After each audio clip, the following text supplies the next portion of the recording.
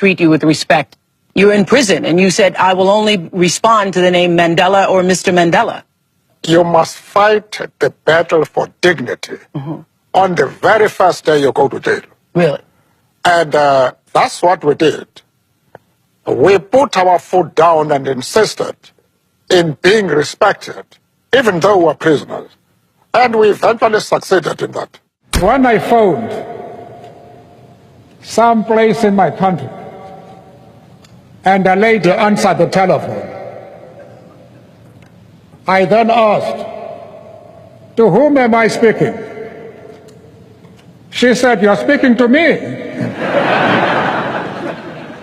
I said, well, lady, I know I'm speaking to you, but what's your name? She said, who are you to ask for my name? What's your name? I say, well, lady, as soon as you tell me your name, I'll tell you mine. But as we argued as to who should tell his or her name, she became very cross. And she said, you seem to be a backward person. Have you passed your matric? Now, matric in our country is a university entry examination. And I said, well, lady, you must be very careful. Because if the qualification to speak to you is the possession of a matric certificate, I might work hard and pass my matric and be in the same class as you are. That was treason. She said, you will never be in my class, and bang the telephone. How I wish she were here today.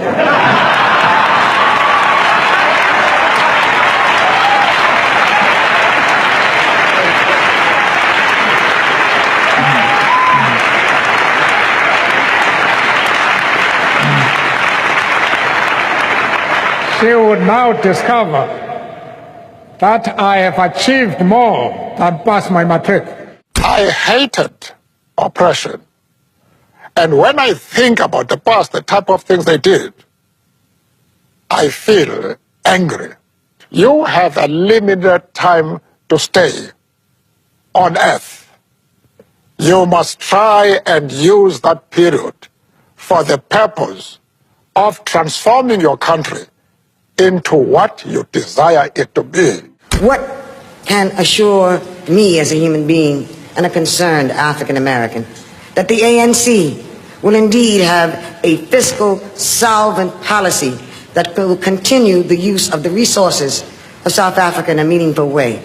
Or should I put it more succinctly, will your economy be based on the Marxist system, socialism, or capitalism, or both? I knew that was the question you wanted to ask.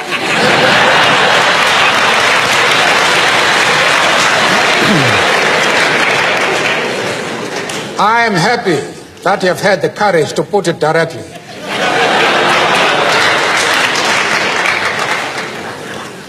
We are not concerned with models. We are not concerned with labels. We are practical men and women whose solutions are dictated by the actual conditions existing in our country. As somebody has said, we do not care whether the cat is black or white, as long as it can catch mice. The first thing is to be honest with yourself.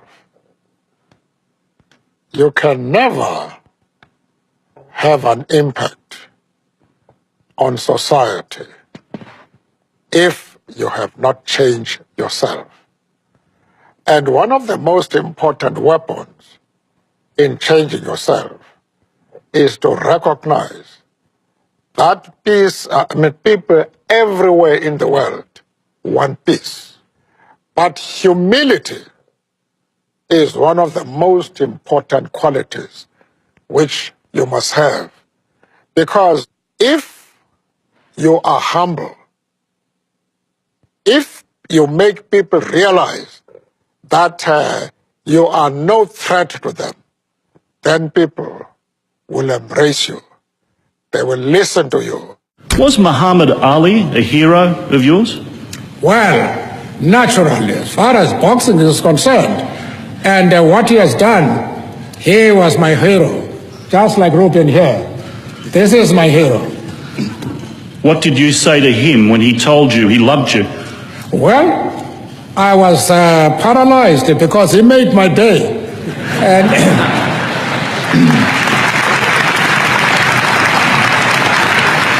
So what leaders of the 20th century do you admire? well, I have answered that question. It's not the question of a leader. It's a question of a human being who does something to make an ordinary individual to feel I am a human being and I have a future and I can go to bed feeling strong and full of hope. And you have praised Fidel Castro as a leader of human rights and said that Cuba was one of the countries that's head and shoulders above all other countries in human rights, despite the fact that documents at the United Nations and elsewhere show that Cuba is one of the worst. I was just wondering, are these your models of leaders of human rights? And if so, would you want a Gaddafi or an Arafat or a Castro to be a future president of South Africa? One of the mistakes which some political analysts make is to think that their enemies should be our enemies.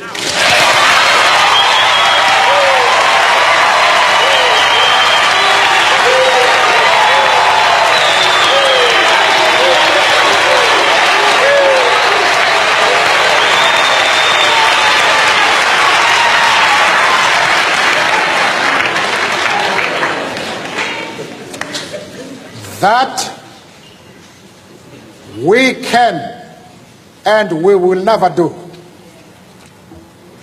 We have our own struggle which we are conducting.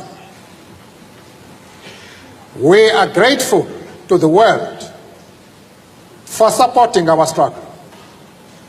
But nevertheless, we are an independent organization with its own policy. And the attitude of every country towards, our attitude towards any country is determined by the attitude of that country to our struggle.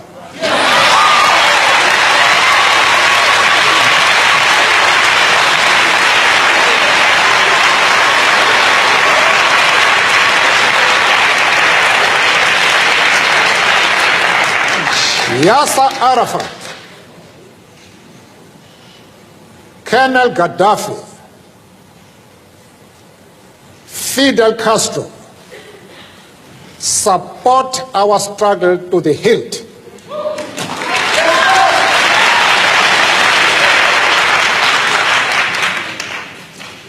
There is no reason whatsoever why we should have any hesitation about hailing their commitment to human rights as they are being demanded in South Africa. Our attitude is based solely on the fact that they fully support the anti-apartheid struggle. They do not support it only in rhetoric. They are placing resources at our disposal for us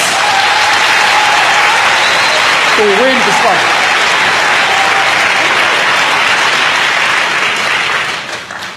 That is the position.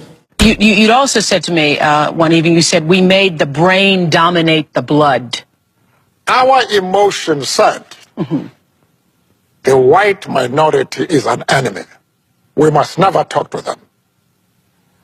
But our brain said, if you don't talk to this man, your country will go up in flames. And for many years to come, this country will be engulfed in rivers of blood. So we had to reconcile that conflict.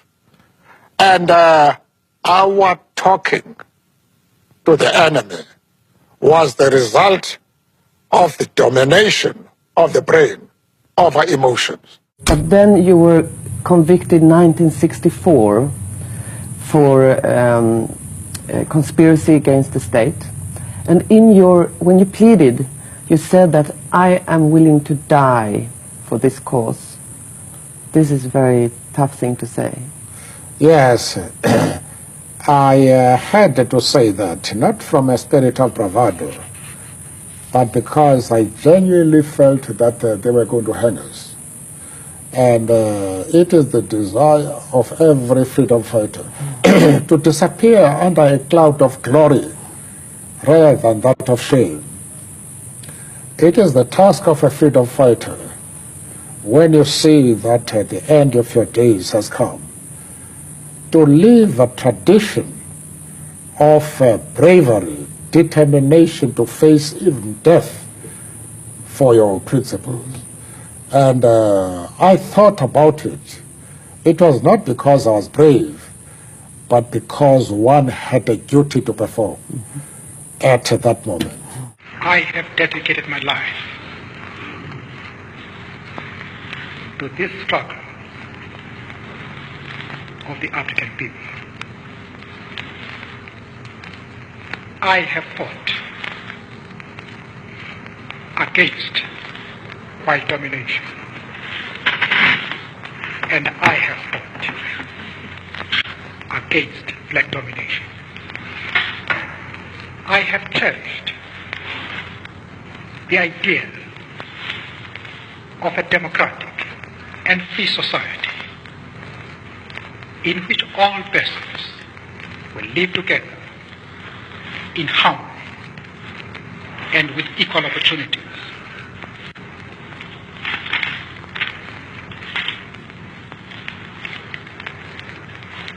It is an idea for which I hope to live for and to see realized. But my Lord, if it needs be, it is an idea for which I am prepared to die. For anybody who changes his principles depending on whom he is dealing, that is not a man who can lead a nation.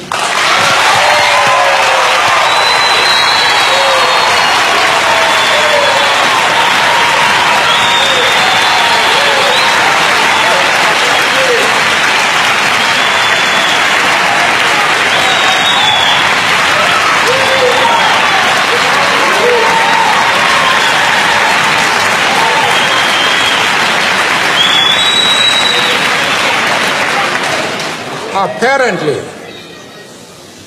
Mr. Cooper, you have not listened to my argument. If you have done so, then you have not been serious in examining it.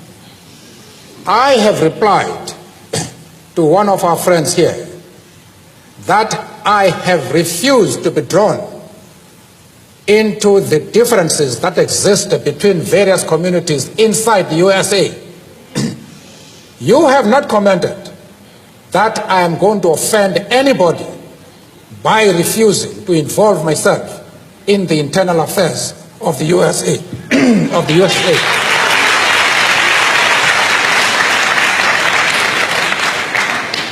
Why are you so keen that I should involve myself in the internal affairs of Cuba and Libya? No. I expect you to be consistent.